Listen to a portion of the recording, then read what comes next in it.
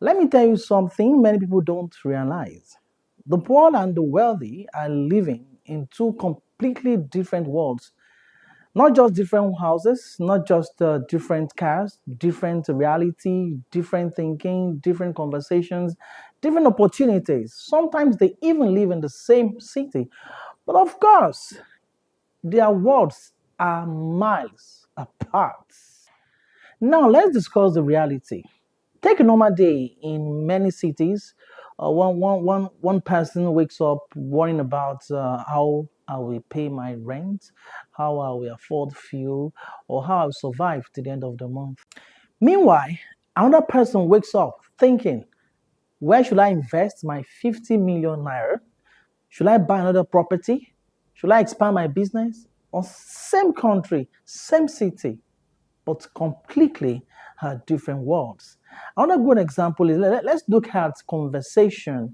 A poor man and a wealthy even have different conversation entirely. Glad to tell you this. In many struggling environment, discussion are usually about food prices, government problems, fuel scarcity, salary delays. But when wealthy people are having their discussion, when they're well gathered, their conversation sounds very different. They talk about investment, they talk about land, they talk about business opportunities, partnership, expansion, and the rest. One conversation focuses on survival, but the other conversation focuses on growth. Yes, with that, we talk about big difference in how money is used. For many poor people, money is mainly used to solve problems, pay rent, pay bills, buy food, and do emergencies. But for wealthy people, money is used to what? To create more money, buy assets, invest, acquire land, build businesses, and the rest. Money becomes a tool for multiplication and not for survival. Different access to opportunities as well when we talk about these two different worlds. Opportunity also behaves differently in these two worlds. Wealthy environments are full of opportunities because of network. One person knows someone who needs land, who needs also property. Another person knows someone looking for investors. Another person knows someone starting a new company. You see? And information flows faster. Deals happen faster. That's just the word of the rich. But in the struggling environment, opportunities move slowly because many people are focused on daily survival. What will I eat? What will I eat? What will I do? And the rest. Education versus financial education is another huge aspect that concerns these two words. Most people grow up learning how to pass exams, get certificates, find jobs, but wealthy people often focus on financial education. They learn more about investment, asset risk, business, cash flow, and so on and so forth. That is why someone can be highly educated, but still financially struggling. Because school teaches many things, but it really teaches how money truly works. Now let's look at the misunderstanding between these two words. Sometimes the poor think that the rich are just simply lucky.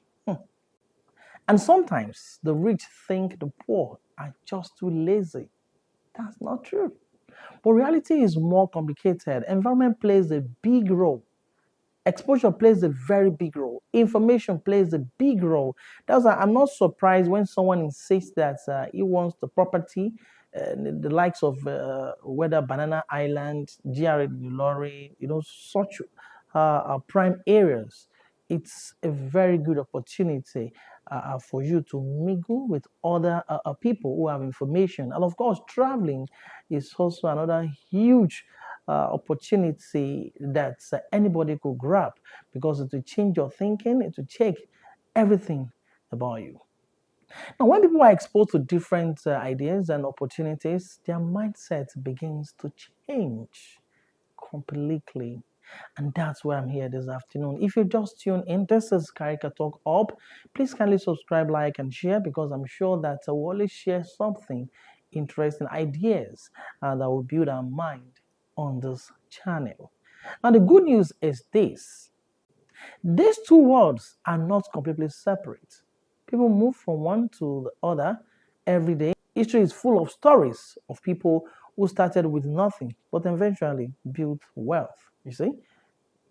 And the transition usually begins with awareness, with mindsets. When someone starts seeing money differently, learn differently, thinking differently, and position themselves differently, that is where we are going. Now, let's look at a practical example. Take real estate, for example.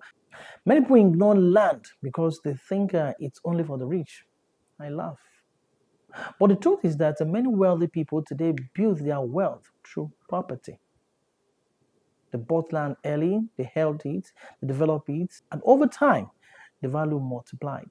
What once looked ordinary then became a powerful, powerful asset.